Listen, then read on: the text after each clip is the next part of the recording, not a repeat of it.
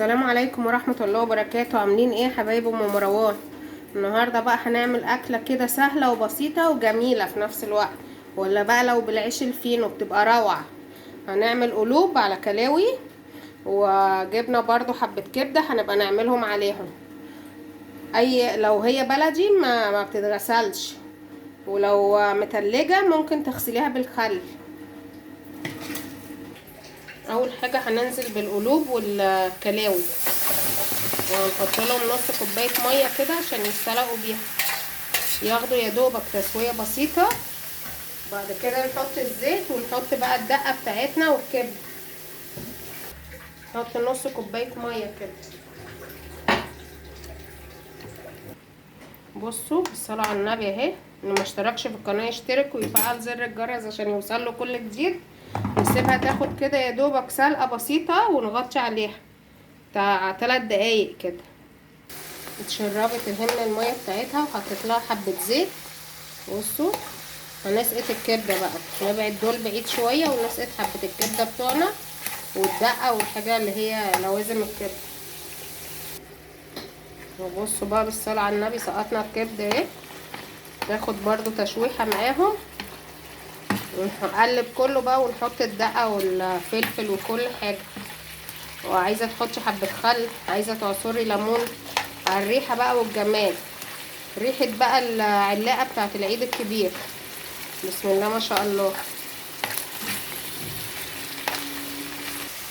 بصوا بقى حبة فلفل وحبة توم، ومعانا حبة ملح كمون وكزبرة وملح برضو هنحطهم عليهم. نديها تقليبة حلوة بقى ونحط الكزبرة والكمون. الكزبرة بتخلي الكبدة والحاجات دي روعة روعة، والكمون طبعا ده اساسي. الكبدة والحاجات دي مش لازم نحط عليهم فلفل اسمر عشان بيغمقوا. هنا بقى هنعمل شوية طحينة لسه عاملاهم دلوقتي في الخلاطة اهو. بصوا التقل بتاعها، القوام بتاعها جميل. تروحي تجيبي ب20 جنيه طحينة ولا ب30 جنيه نقطة نقطة بمعنى الكلمة في الكيس. جبت تمن سمسم، وعملته ب5 جنيه دقيق، ومفهوش اي حاجة، وكوباية زيت من البيت. ما بيتكلفش يعني، ما بتتكلفش 30 جنيه. وهتعملي نص البرطمان. اللي عايز يشوف الطريقه بتاعه الطحينه يرجع على اليوتيوب يشوف على يوميات ام مروان. ما فيهاش اي حاجه، سهله جدا. هتلاقوا الفيديو على قناتي، شوفوه واعملوها في البيت. ما فيش اي حاجه صعبه، كل حاجه بتبقى سهله جدا. هتحطي شويه ميه وتعمليها بيهم، وعندك شويه خل، ليمونه، حبه الدقه، التوم بالفلفل دول بالصلاه على النبي بيخلوها روعه. بصوا بقى المنظر النهائي والجمال. بصوا الكلاوي والقلوب وعليهم الكبده بالصلاه على النبي، ومعاهم حبه الطحينه دول.